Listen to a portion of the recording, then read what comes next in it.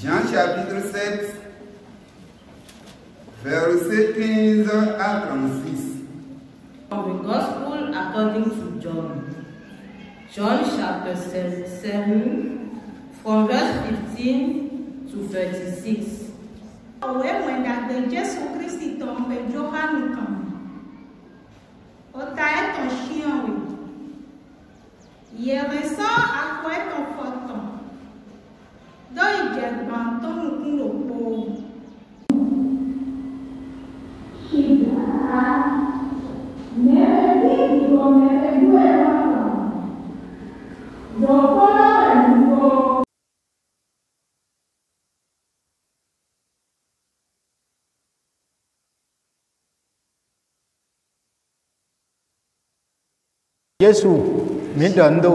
Jésus, nous te remercions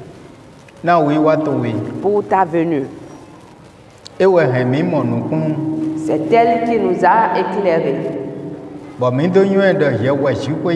Et nous avons connu que c'est toi qui es Dieu, qui s'est transformé en la chair, qui est appelé Fils de l'homme au milieu du monde.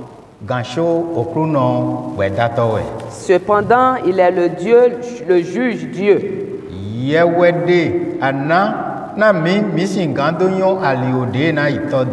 C'est toi qui as ouvert nos intelligences et nous avons connu le sentier qui mène vers le Père.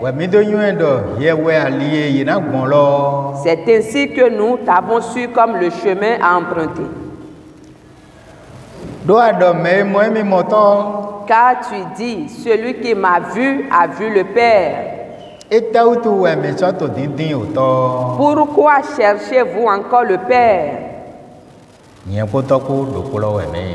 Moi et le Père, nous sommes un. Tu as fait. Tu nous as éclairés.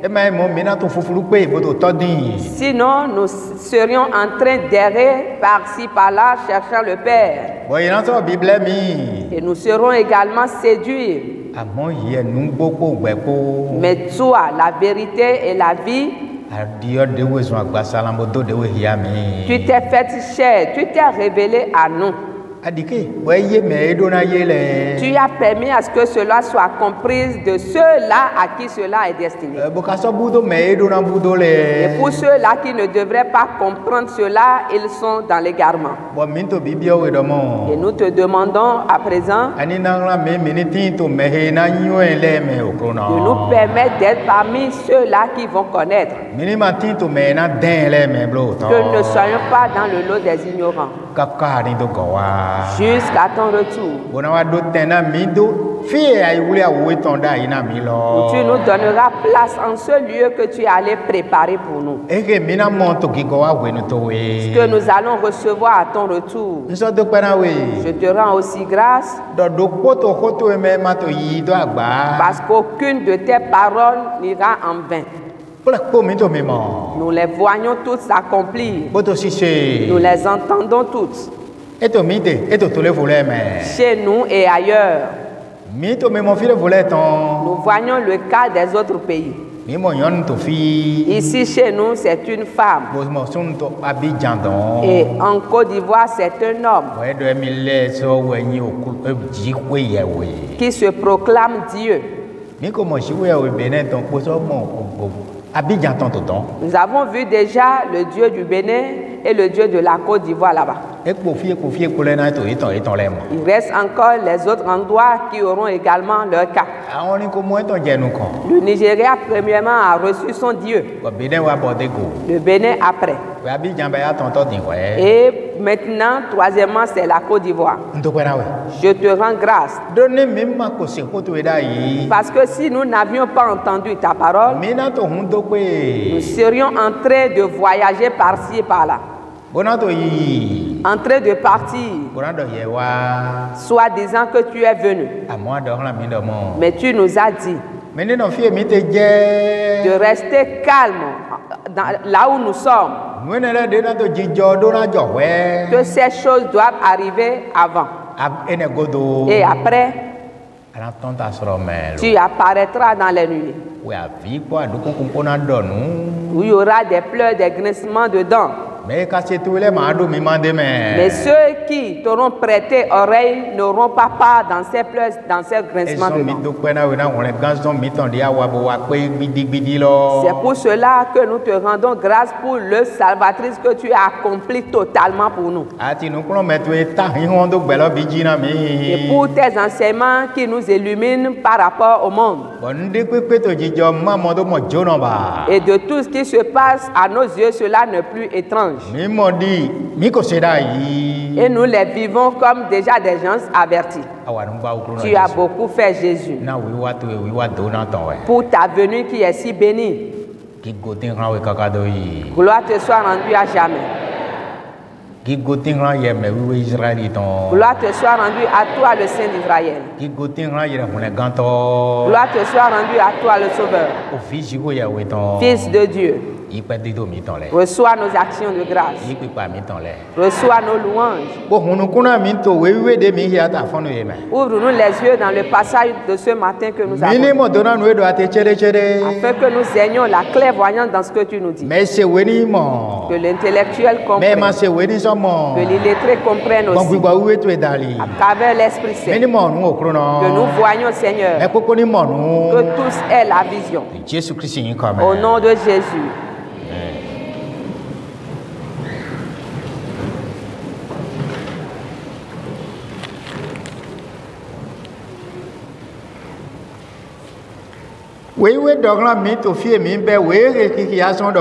La Bible nous dit, à partir du verset de ce passage que nous avons lu, que Jésus enseignait et expliquait les Écritures, les paroles des Écritures. Et les Juifs s'étonnaient. Ils étaient tous étonnés.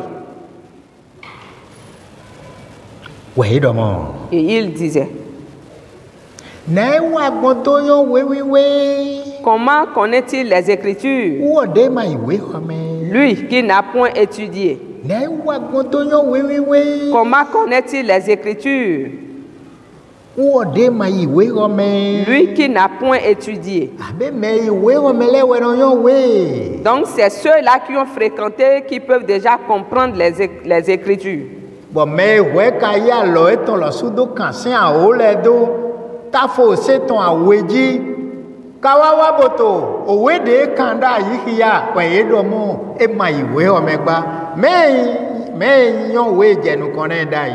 et celui dorénavant qui a écrit de ses propres doigts les 10 commandements sur les tables vient maintenant et explique les Écritures, et les gens s'étonnent de ce qu'il n'a point étudié.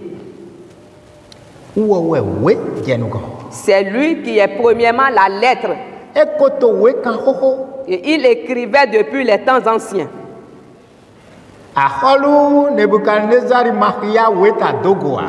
Le roi Nebuchadnezzar n'a-t-il pas lu des écrits sur le mur?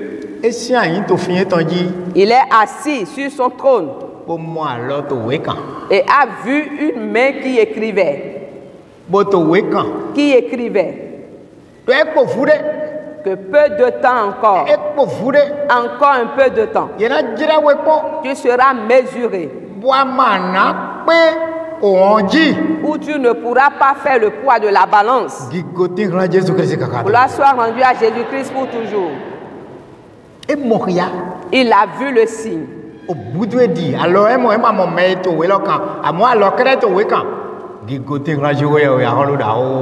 Il a vu une main et non une personne, une main qui était en train d'écrire.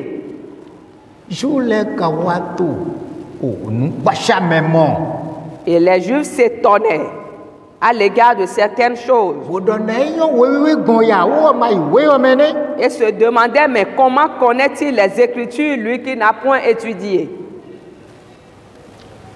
Et Jésus leur répondit, ma doctrine n'est pas de moi,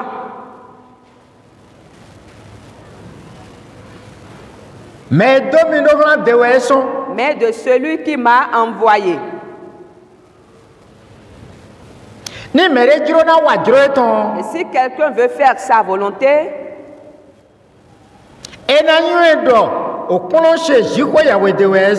il connaîtra si ma doctrine est de Dieu.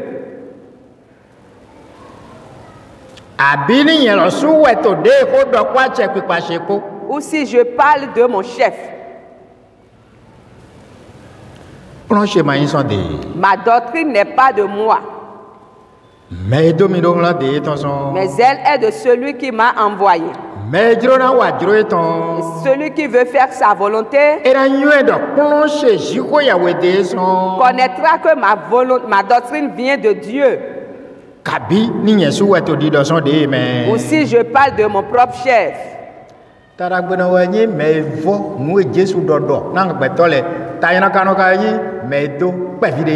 Heureux celui qui transmet les paroles de Jésus comme il a reçu aux hommes. Et malheur à celui qui ajoute ou qui diminue. Verset 18. Il continue au 18e verset.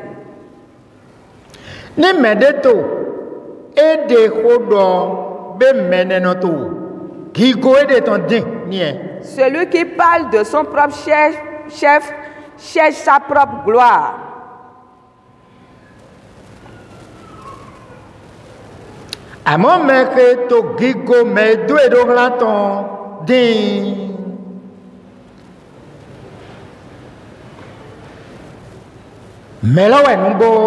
Mais celui qui cherche la gloire de celui qui l'a envoyé, celui-là est vrai. Et il n'y a point d'injustice en lui. Parce qu'il est en train de révéler celui qui l'a envoyé. Et celui qui vient pour lui-même se proclame. Et cherche sa propre gloire. Qu'on le reconnaisse tel. Mais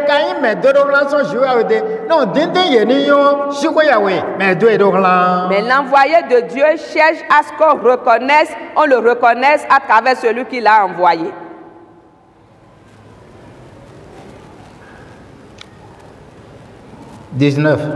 Le 19e verset. Moïse ne vous a-t-il pas donné la loi?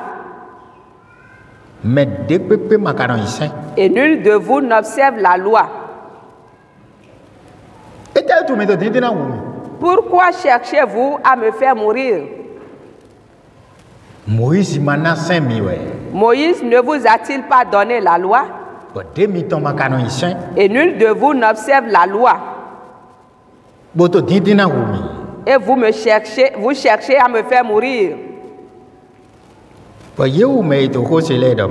Et ceux qui l'écoutaient dirent, mais celui-là, cet homme est animé d'un démon.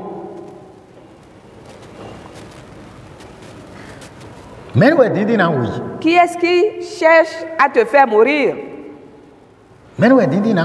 Qui cherche à le faire mourir? Cet homme a certainement un démon. Et Jésus leur répondit,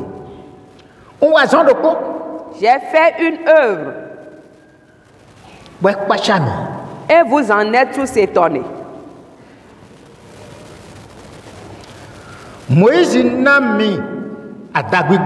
Moïse vous a donné la circoncision.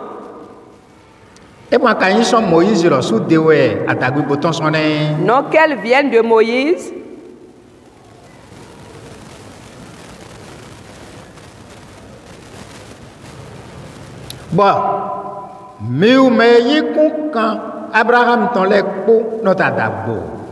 Mais qu'elle vient elle vient des patriarches et vous, vous circoncisez.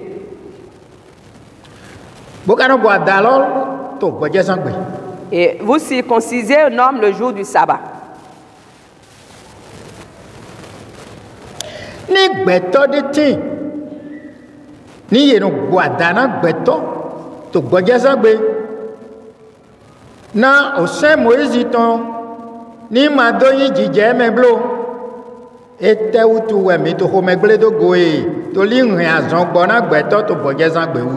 Si un homme reçoit la circoncision le jour du sabbat, afin que la loi de Moïse ne soit pas violée, pourquoi vous irritez-vous contre moi de ce que j'ai guéri un homme tout entier le jour du sabbat?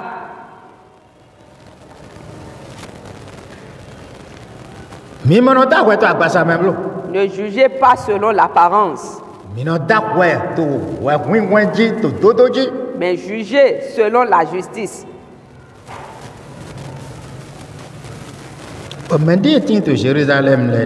Et quelques habitants de Jérusalem disaient: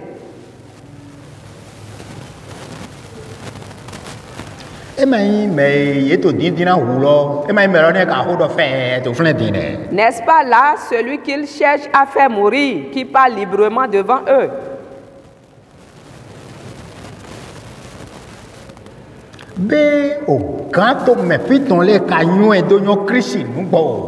Est-ce que les chefs de ce pays le reconnaissent-ils comme le Christ?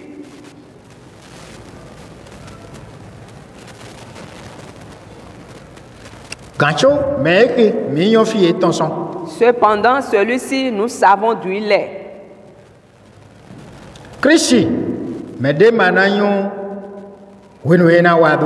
Mais Christ, personne ne saura quand il viendra.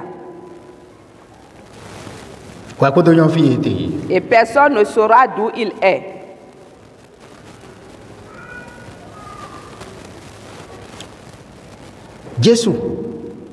Jésus enseignant dans le temple s'écria: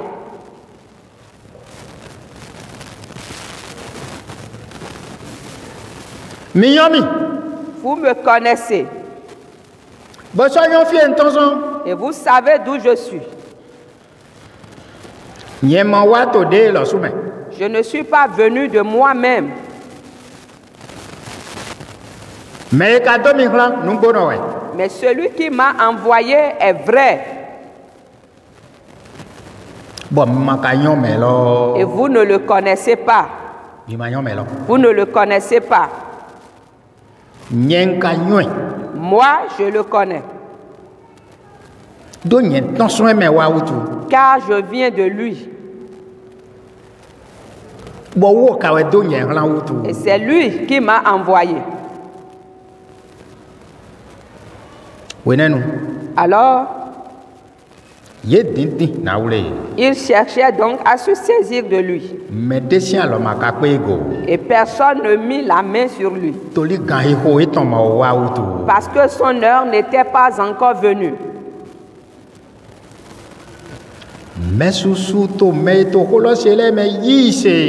Plusieurs parmi la foule crurent en lui. Et il disait: le Christ, quand il viendra, fera-t-il plus de miracles que n'en fait celui-ci? Considérez donc la question de ceux qui ont l'Esprit Saint en eux.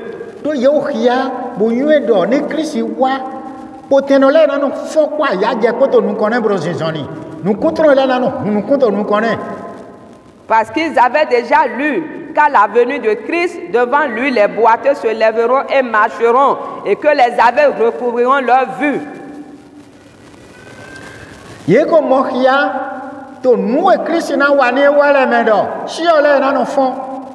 Ils avaient déjà lu dans les miracles que Christ va faire à son retour, que les morts ressusciteront.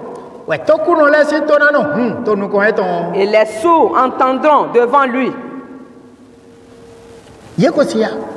Ils avaient déjà lu ces choses. C'est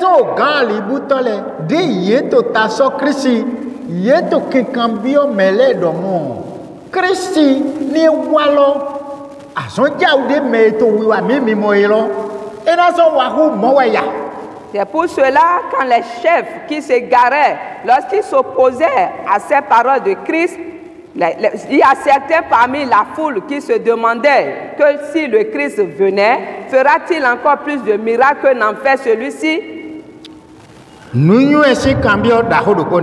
C'est vraiment une question d'un sage.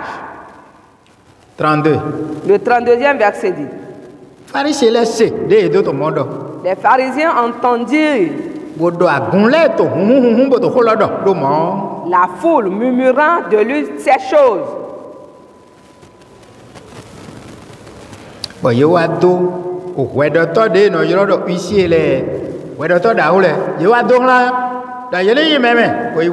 Ils envoyaient des huissiers pour le saisir. Jésus dit,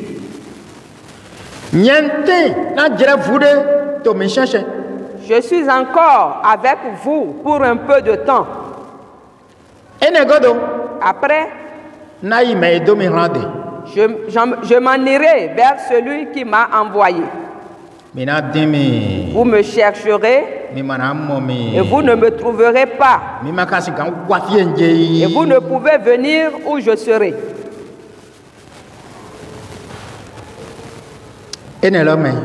Sur quoi les Juifs dirent entre eux, où ira-t-il? Que nous ne le trouvions pas.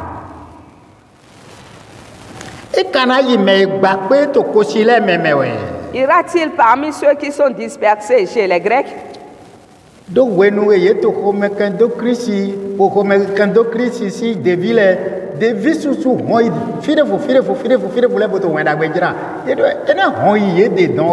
Parce que lorsqu'ils persécutaient Christ et où ils persécutaient ses disciples, il y a beaucoup qui se sont enfuis ailleurs. C'est pour cela qu'ils se demandaient, est-ce qu'il ira vers ceux-là qui sont dispersés chez les Grecs? Mais que signifie cette parole qu'il a dite? Vous me chercherez et vous ne me trouverez pas. Et vous ne pouvez venir où je serai. Mes frères et sœurs, voilà donc l'objectif pour lequel nous nous réunissons ici. Christ, le Sauveur.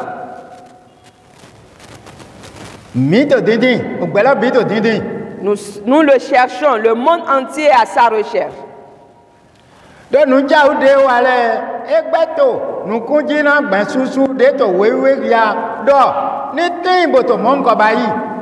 Parce que les miracles qu'il avait faits dans le temps, plusieurs de ceux qui lisent la Bible continuent de chercher de pareils miracles.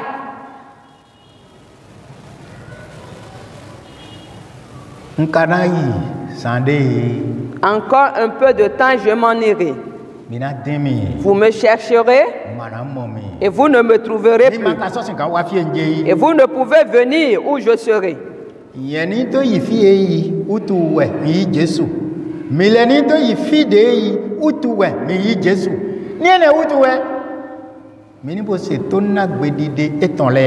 Pour aller là où il est, c'est pour cette raison que j'ai reçu Jésus.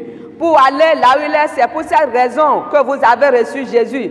Et si c'est l'objectif commun, observons donc ces préceptes. Et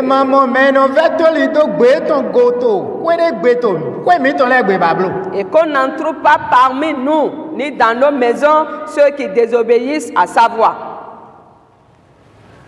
Mais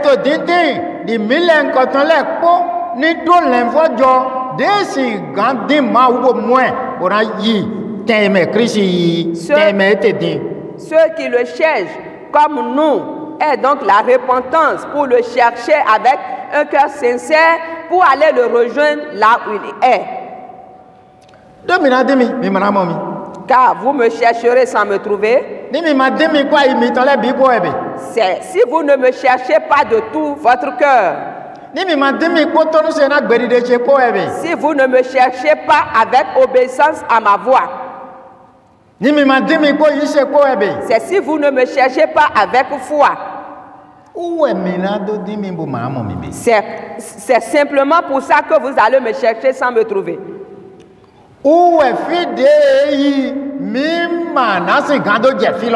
Et c'est ce qui nous bloquera assez au lieu où il est. Et Jésus Christ, ni mérite, vous te dire Jésus, et sota saba, mouillendo, dérodono. Si quelqu'un dit que Jésus est contre le sabbat, sachez qu'un tel homme est maudit. Et aucun apôtre n'a contesté cela.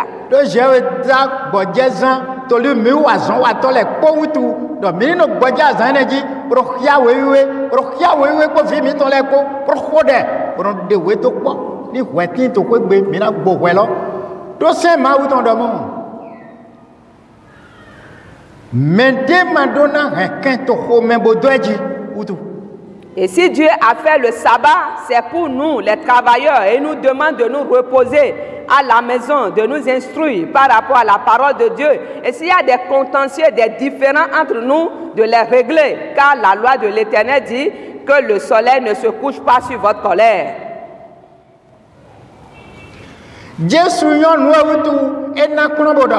Et Jésus sait la raison pour laquelle il a donné cet enseignement.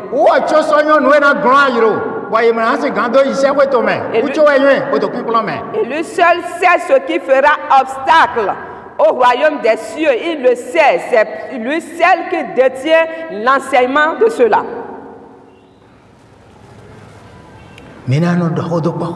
Nous allons nous entretenir sur des sujets.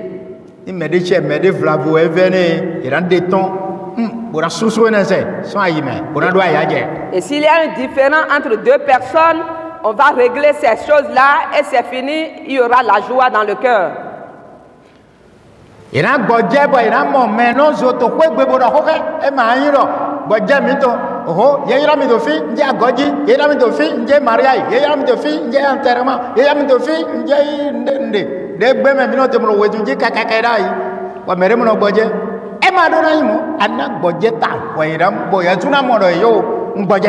C'est une occasion de retrouvailles, de repos plein, où on se repose à la maison avec sa famille. Ce n'est pas une occasion d'aller répondre à toutes les invitations par-ci, par-là, non.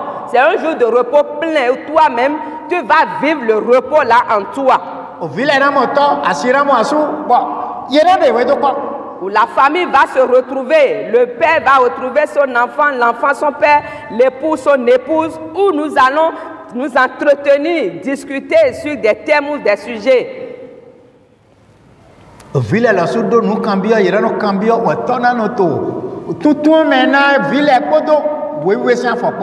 Et si les enfants ont des inquiétudes, des questions, ils vont les adresser à leurs parents ou le père, sur la base des Écritures, donnera des explications.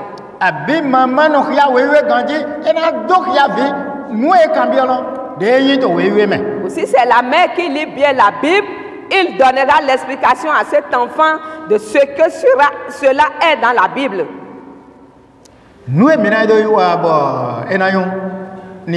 C'est à cela que nous devons consacrer le sabbat pour en bénéficier.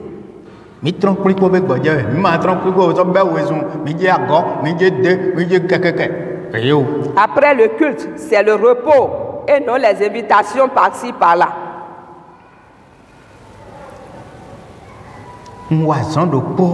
J'ai fait une œuvre. Et vous êtes tous étonnés. Et vous cherchez à me faire mourir.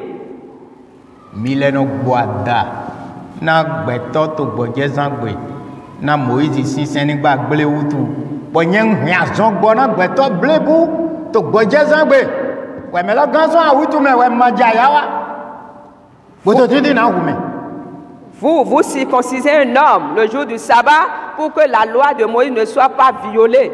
Mais moi, j'ai guéri un homme tout entier le jour du sabbat. Et cela, vous ne vous êtes pas réjouis à cause de cela, mais vous cherchez à me faire mourir. Si les habitants de la terre en veulent à ta vie,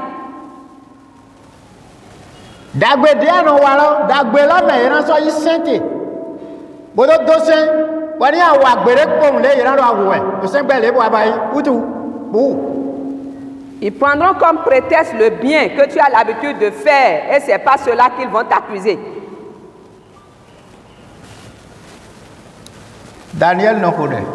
Daniel avait l'habitude de prier 3 fois par jour.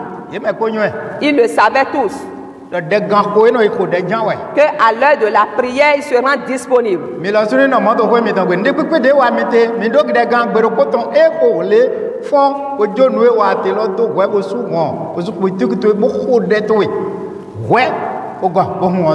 Vous aussi ayez cette conduite dans vos maisons, fixez des heures pour des prières et quelle que soit l'occupation de la journée, quand l'heure là va sonner, alors tu vas te ranger pour aller faire la prière d'abord. Après la prière matinale, tu sais que c'est la prière du midi. Après la prière du midi, tu sais que c'est désormais la prière du soir qui te reste.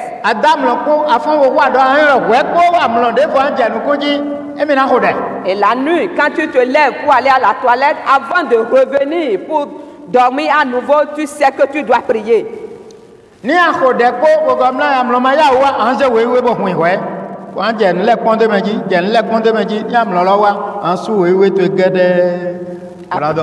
Après la prière, si tu n'es pas emporté par le sommeil, prends ta Bible, commence par lire. Et si le sommeil vient, alors tu peux fermer ta Bible calmement et tu vas dormir.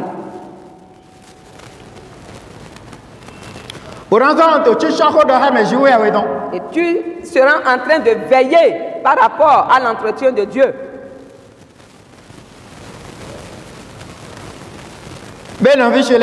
Donc mes frères et sœurs, si Jésus dit, j'ai fait une œuvre et vous tous, vous êtes étonnés. Et vous cherchez à me faire mourir.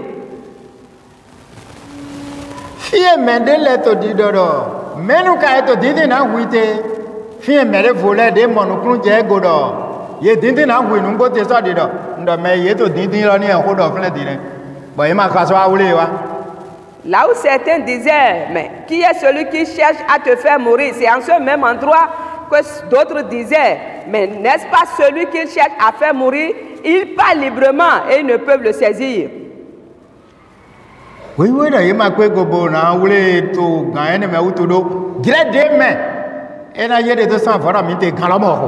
La Bible déclare qu'ils n'ont pas pu parce que son heure n'était pas encore venue.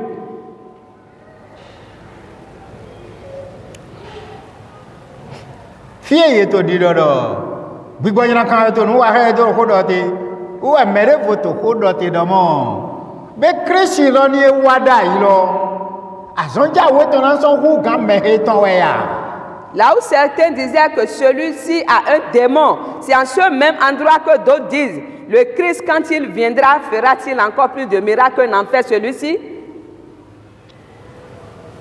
Nous ne sommes pas sur un chemin de garement. Nous sommes sur le droit chemin. Car Jésus nous a dit, je suis le chemin, la vérité et la vie.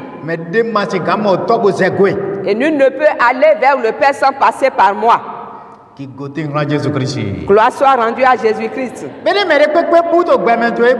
Donc quiconque se garde dans le monde aujourd'hui, c'est qu'il est issu du diable. Parce que nous avons 2 catégories d'hommes sur la terre. Les fils de Dieu et celui du diable. Les enfants du diable rejettent catégoriquement la parole de Dieu. Ils ne reconnaissent pas du tout les commandements de Dieu. Et ils ne sont pas prêts à l'observer.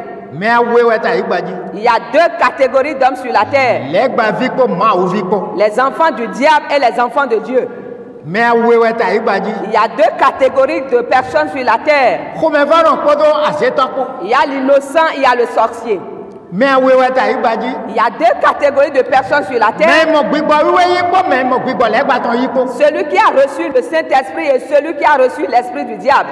Voilà les 2 catégories de personnes qui existent.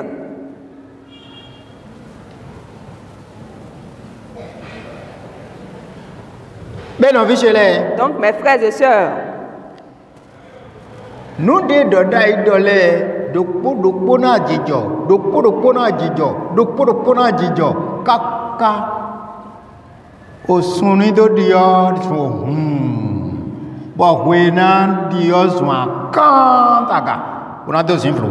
Tout ce que la prophétie a dit, chacune de ces choses vont se produire une à une jusqu'à ce que le soleil s'obscurcisse et que le soleil, la lune deviennent comme le sang. Voilà les choses que la prophétie a dites.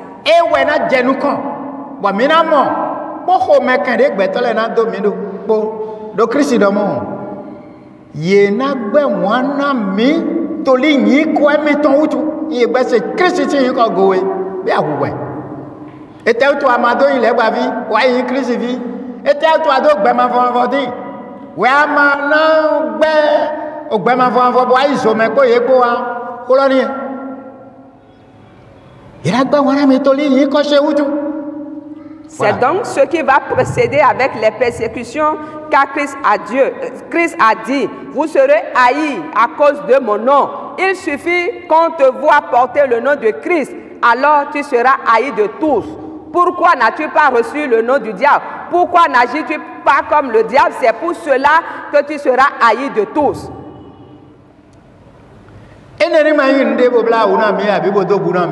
cela ne nous inquiète point et que cela ne nous effraie guère. C'est pour un peu de temps. C'est pour un temps limité. Et c'est pour quelques années.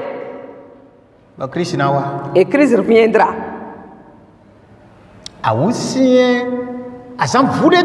C'est la détresse de quelques jours. Mais on note dans Christ.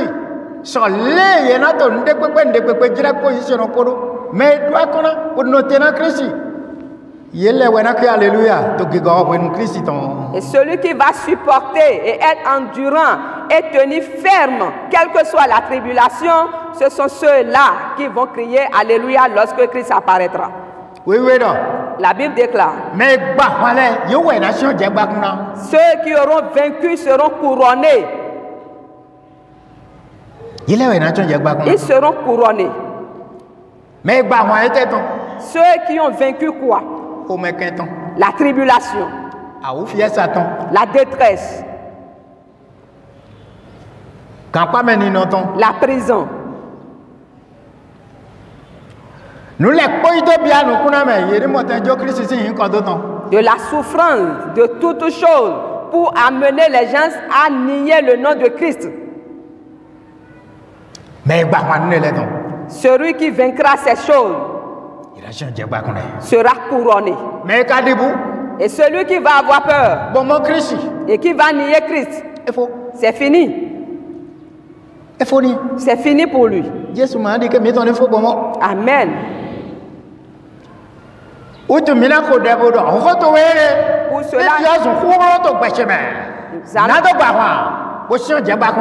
nous allons prier et demander à Christ que cette parole devienne donc une puissance en moi pour vaincre et être couronné lorsque tu viendras.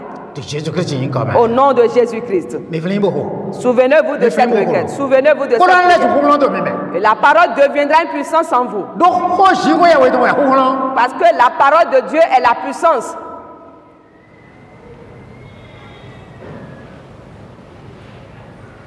Verset 24. Le 24e verset dit. Jésus dit. Je ne juge personne.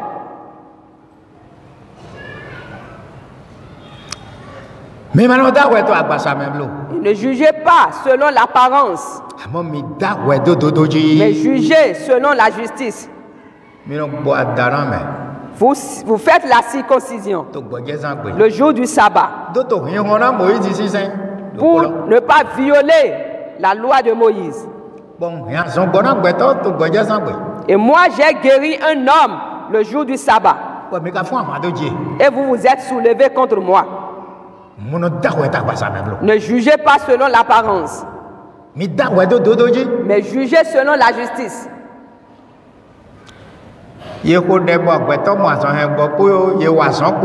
quand on peut faire quand tu y pour des boissons un bon agbeto pour de boissons pour tchin. Quel lien ou bien quel rapport y a-t-il entre travailler ou prier pour un homme qui a la guérison le jour du sabbat? Quel rapport cela a-t-il? Christ de hoda nous ne voyons to gbeta si gbesa me. Ouais nous yon to gbeta si gbesa me. Ali be ya. Agba we se ota. Bo ete wu to gbeta le do Dieu ne so ason, ko do ason we. Ye ma yon we yan ason ni e de. Christ a parlé et a restauré la vie d'un homme. A-t-il travaillé? A-t-il pris de la roue? Et ils ont transformé cela, ils ont donné une autre version à cette phrase-là. Beni eto dindi we to gbeme fi nu ayin wona nu logo ina khelo bodo mo we wole bora mo tan dodo aje seme. Donc quand tu es recherché dans ce monde sur cette terre, les hommes vont s'attaquer à ce que tu aimes pour t'accuser.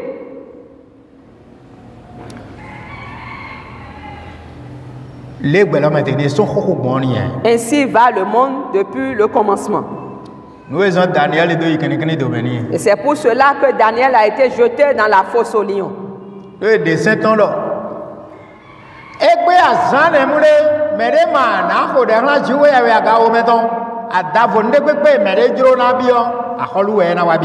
Parce que Nédi fut sorti sous prétexte qu'aucun homme dans cette ville n'adressera de prière à un Dieu suprême si ce n'est le roi.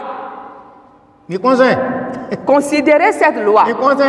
Considérez, voyez-vous, c'est là une loi. Une loi de provocation. Parce qu'à la réunion se sont dit.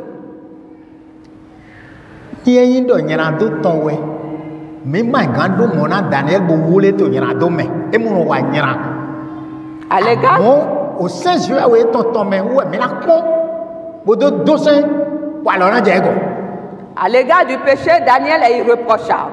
Mais nous devons aller chercher dans la loi de son Dieu pour l'accuser. Et ils se sont complotés, ils ont écrit cette lettre. Et le roi l'a scellé de son sceau.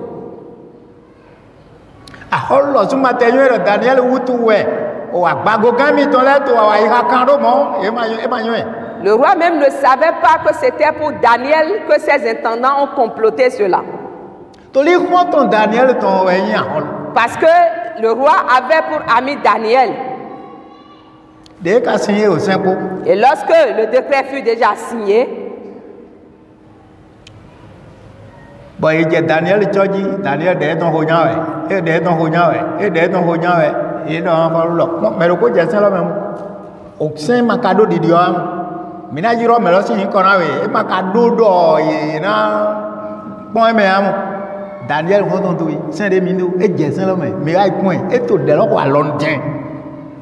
ils ont commencé par guetter jusqu'à ce qu'ils ont surpris Daniel qui était en train de prier. C'était allé vers le roi et lui ont dit, mais nous avons surpris un homme, mais puisque la loi est irrévocable, nous allons te parler de la personne, c'est Daniel ton ami. Mais la loi est irrévocable. Et dans Daniel, Daniel fut traîné. On a cherché les moyens pour délivrer Daniel, mais cela fut impossible. Il doit être jeté dans la fosse aux lions. Le roi a cherché les moyens par lesquels il pourra délivrer Daniel, mais c'était sans suite. Et Daniel fut jeté dans la fosse aux lions. Le roi ne pouvait pas dormir la nuit. Et à l'aube, il se leva très tôt pour se rendre vers la fosse. Daniel, si vous avez été annoncé pour ma bodjako, et vous avez été Daniel, non, à Holou, au Bekakanawe, Maouché de non c'est pour ma bodjako, et pour on nous donne un de ton madame. Le roi appela Daniel et dit, Daniel, est-ce que ton Dieu, que tu adores si tant, avec tant de persévérance, t'a pu délivrer de la gueule des lions? Et Daniel répondit depuis la fosse, Roi, vis éternellement, car mon Dieu m'a délivré de la gueule des lions. Le roi fut réjoui, il était vraiment très content.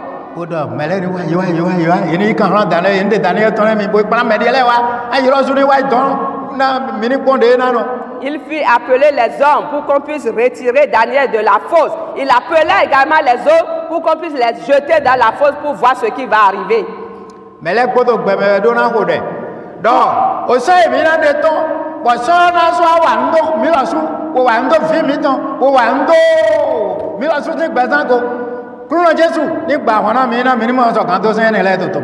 Tout le monde doit prier, demander à Dieu les lois que nous allons établir. Et plus tard, nous serons frappés par ces lois, nous et nos enfants, que le Seigneur nous combat le mauvais esprit qui va instituer de telles lois.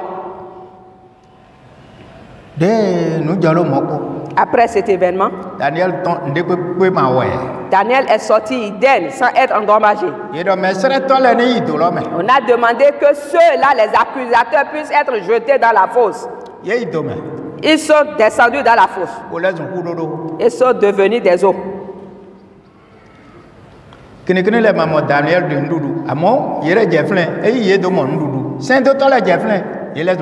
Les lions n'ont pas trouvé Daniel comme une proie, mais lorsque les accusateurs étaient descendus dans la fosse, les lions les ont trouvés comme des proies, se sont saisis d'eux, les ont mangés, les ont dévorés. La loi a accusé celui qui l'a constitué. Il n'a pas pu maltraiter ou saisir le juste.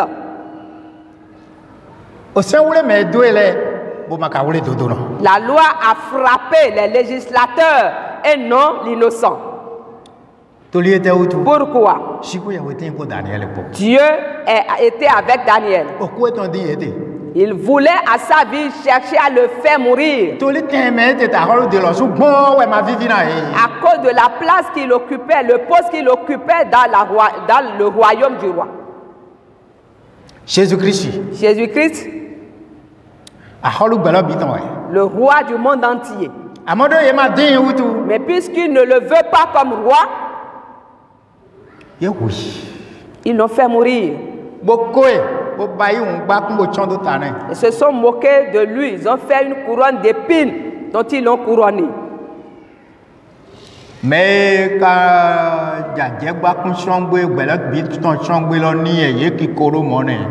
oh, c'est celui qui sera couronné de la couronne suprême.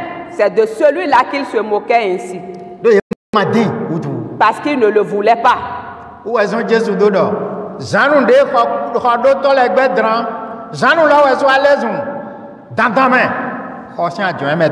C'est pour cela que Jésus s'est écrié et a dit: la pierre qu'ont rejeté les bâtisseurs est devenue la principale de l'angle.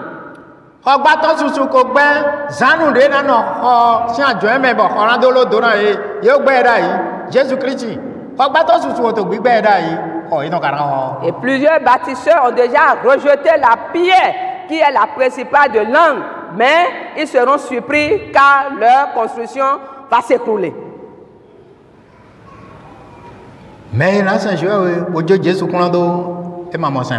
Celui qui veut adorer Dieu, mais qui a abandonné l'enseignement de Jésus-Christ, a connu la faillite.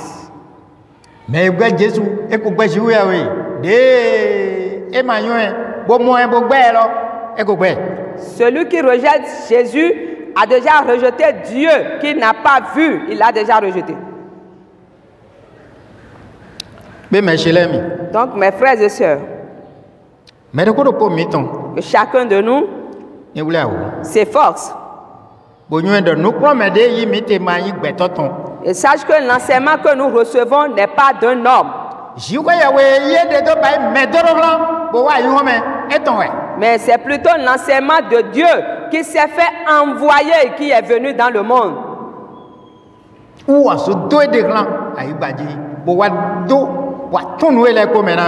Lui-même s'est envoyé sur la terre et est venu nous expliquer ces choses. C'est sa parole qui nous dit au 16e verset: ma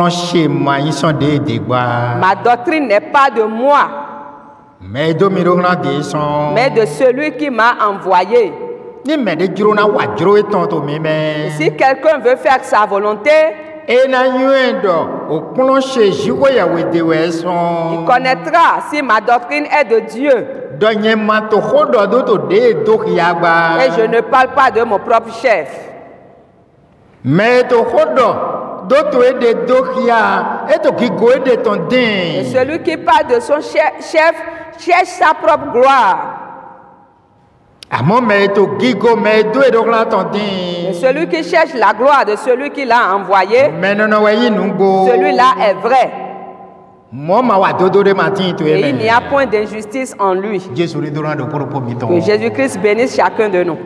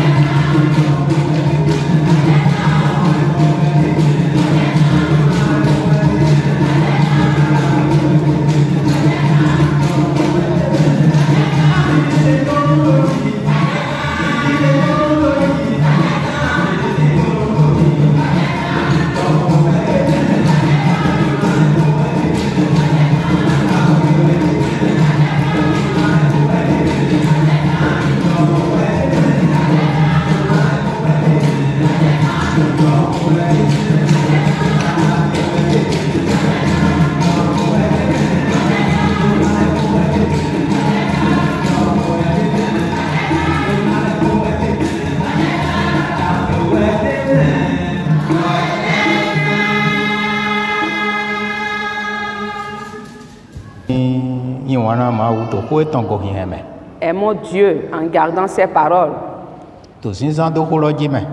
en mettant en pratique ses paroles.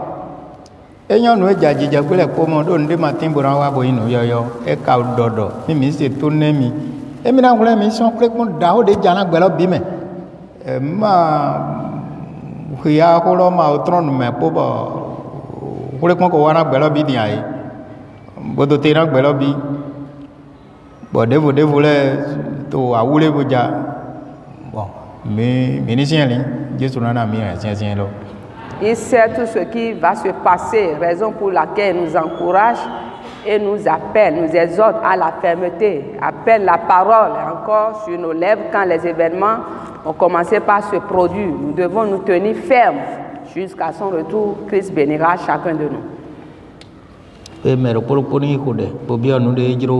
Donc que chaque personne prie et demande ce qu'il veut.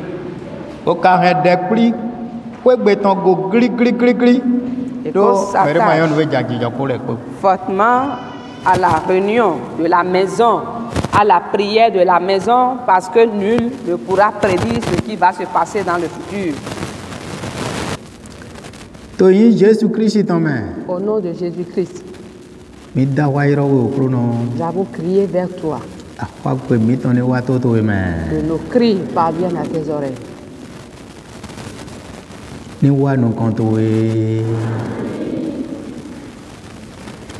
Sunu ko do, yonu ko do, yopabu ko do, nous mero ko do ko bio. Tout ce que chacun a demandé. Nous ko de. Quand Jésus sin comme au nom de Jésus. Nous n'allons pas ni sobrer na mero ko do ko. Soit réalisé. Mais bien son hembolé pour ça son nimbo. La guérison soit accordée à tous les mais bien on gbalé pour on il est do il est pour ni ba. La victoire à ceux qui sont poursuivis. Au courant à ces rois à son roi à son chien roi. Nous combi bien même merci roi. Maman nous bazin roi. To yin ko Jésus tombe. Bio to Jésus yin comme de kokole pour ni ba son meji. Tito le gbaton wa won vi pe ton le ko to yin ko Jésus ton me le ye me ko ton to meji to hanu me to me dans le pays to ason me meton sur nos lieux de travail to ajotin meton sur nos lieux de commerce Tito ye me ko ton ni gba ko yin papata que le plan soit voué à l'échec. Amani do pa ganpo wo su ye nu kento e to aganpo mi ton pale to Jésus sin comme irozuni go ya gonpo eton lenu meton dide to pipado ini go yenu do mo mi okro no Protège-nous Seigneur. Na kento popo ni di nu do de kunu do yetin afin que l'ennemi puisse témoigner de sa propre parce que tu vis exactement. Mina ula obo igwegbe Nous allons nous apprêter mais pour pour ni sortir. igwegbe po jijo opo Chaque personne rentre dans la paix. Yana ma ja ije mi go blo okro Que le no malheur ne nous visite point. Usu do ma bi oto mi to ma blo okro Que no la rue ne nous visite point, ni Seigneur. ko bi ni bo tonson to ro me oto Qu'elle sorte. Si elle ni est tonson agundo po me oto Qu'elle sorte de chaque église. ni Seigneur. tonson ko po me oto Qu'elle sorte de chaque maison, Seigneur. Jésus Christ on le canto mi tonson Au nom de Jésus-Christ, notre Sauveur. Amen. Alléluia. Alléluia. Alléluia. Alléluia. Alléluia. Mi pa gigo na Jésus Christ. Digo.